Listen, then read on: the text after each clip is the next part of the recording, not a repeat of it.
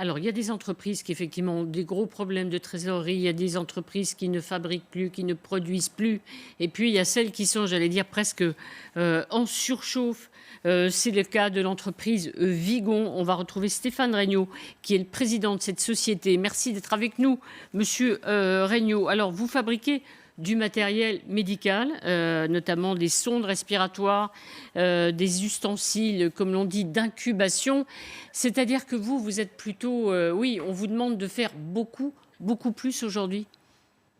C'est tout ce Alors, dont on a besoin. c'est des ustensiles d'intubation. D'intubation. Euh, oui, alors on a eu effectivement depuis 15 jours, 3 semaines maintenant, une grande modification de nos carnets de commandes, puisqu'on a de très fortes commandes sur un certain nombre de produits, les produits généralement destinés aux respiratoires et tout ce qui est soins intensifs, et puis plus de toute commande sur les autres, j'ai envie de dire.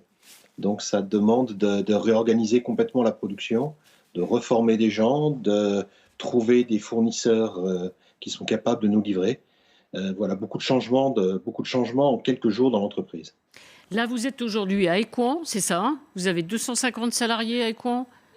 Alors on a plusieurs usines, mais notre usine principale est à Écouen. Il y a environ 250 personnes à l'usine et 500 personnes sur le site.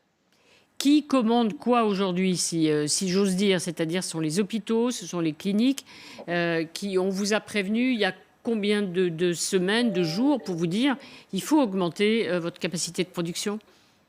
La vague est arrivée il y a 15 jours, 3 semaines. Ça a commencé par l'Italie. Ensuite, c'était l'Angleterre, l'Irlande, maintenant l'Espagne, la France et un petit peu tous les pays. Ce sont les hôpitaux qui nous commandent, c'est parfois des groupements d'achat, les hôpitaux, les cliniques, surtout les hôpitaux. Ça veut dire que la France, même pour une entreprise comme la vôtre, n'a pas été la première à se tourner vers vous? Les premières commandes sont venues d'Italie, c'est pas très étonnant quand on voit la progression de l'épidémie. Oui.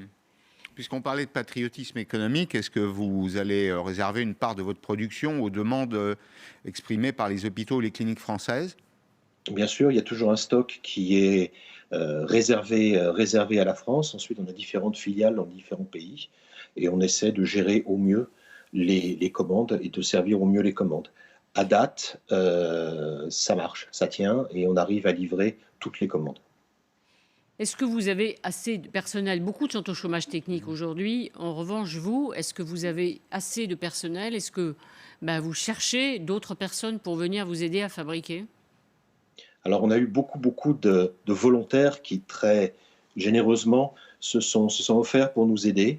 Donc, on essaie, au fur et à mesure des besoins, d'intégrer des personnes. C'est pas si facile que ça, parce que c'est un travail quand même assez technique, c'est un travail en salle blanche. Donc, la formation est importante, la qualité est absolument primordiale.